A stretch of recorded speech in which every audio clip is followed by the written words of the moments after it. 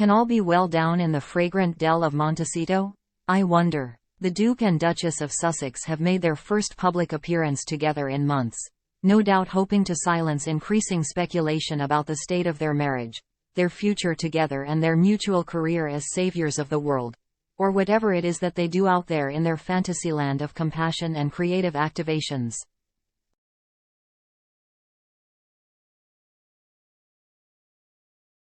The couple were filmed sitting together on a love seat in the sun-dappled garden of their Californian home as they made congratulatory phone calls to the winners of a grant for young entrepreneurs developing responsible technology.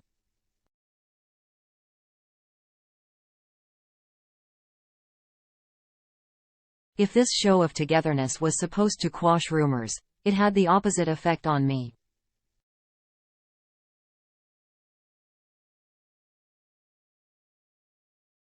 Was it wrong to sense an underlying tension and a lack of interaction between the Duke and Duchess? It was certainly noticeable that the couple didn't look at each other at all.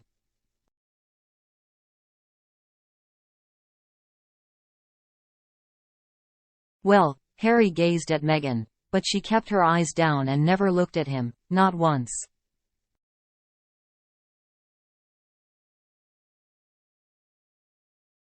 At no point did their eyes meet, and no affectionate gazes were exchanged. Some might think this is a loaded observation about what is only a brief promotional clip, but this is Harry and Meghan we are talking about.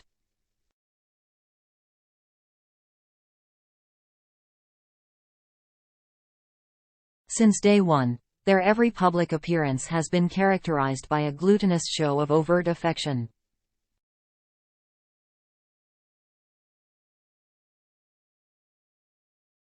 They hold hands, they constantly pat, touch, clutch and comfort rub each other like two high-net-worth meerkats enjoying a grooming session.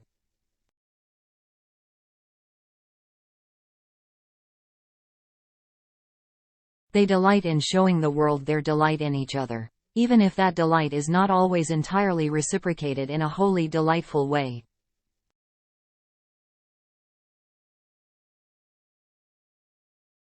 And whether on Oprah or on a palace balcony, their eye contact is invariably intense and locked on, like radar gun sights.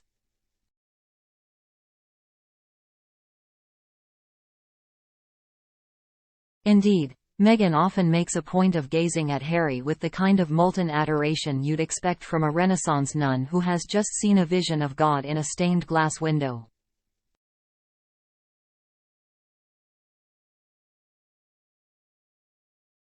But not this time, baby. In their tonal summer neutrals and fixed grins, there was a faint undertow of awkwardness and distance that we haven't seen before.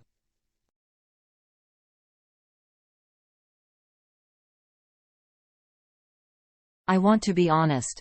I am rather grateful for any new briskness in their public relationship.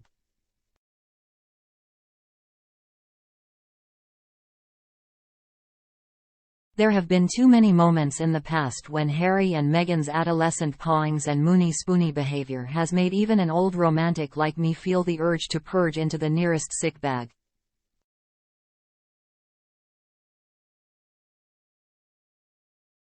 Even if one can appreciate how these relentless, open displays of tenderness had a purpose and were powerful in establishing the Sussex identity on a global stage.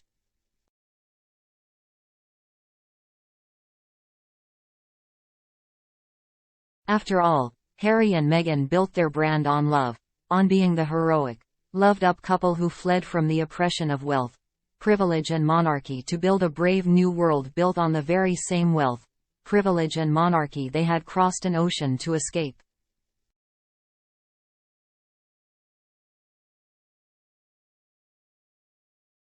And if the course of their true love does not run smooth, where does that leave them?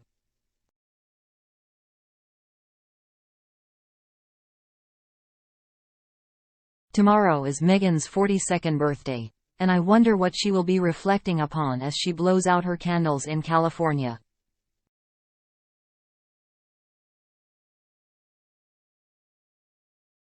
Perhaps she will exult in her triumphant exit from a cruel and wicked British institution which forced her to wear beige, denied her first choice of tiara and wasn't keen on hugs, The utter B*************************************************************************************************************************************************************i**************************************************************************************************************************************************************************̈̈̈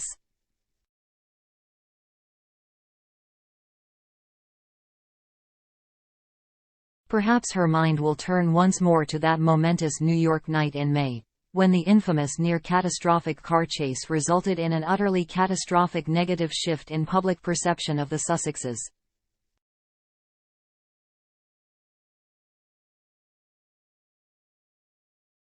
Overnight they went from being seen as compassion crusaders to deluded fools, mockingly exposed as a couple overinvested in their own importance and whirling around inside a tornado of unjustifiable paranoia.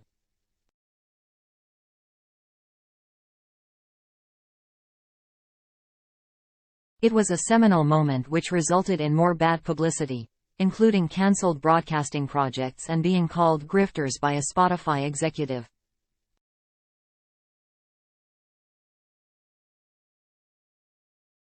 Strong marriages can survive worse, but it is becoming clear that the pressure is on for the Sussexes, who have squandered much of their initial commercial goodwill in Hollywood and somehow managed to diminish their own prestige to boot.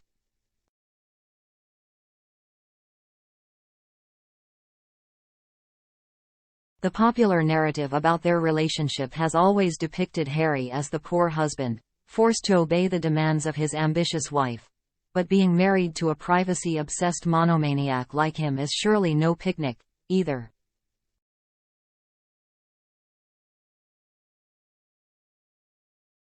On that fateful night in New York, stuck in the back of a taxi in her pretty gold dress, Meghan's Duchess life didn't look like much fun at all.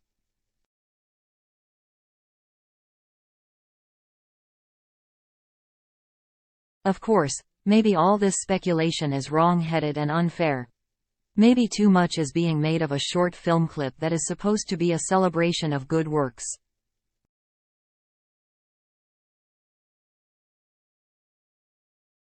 Yet after 7 years of behaving like two handsy old hams overacting in a royal rom-com set in a petting farm, Harry and Meghan can't blame puzzled viewers for fearing the worst when the carousel of caressing suddenly stops.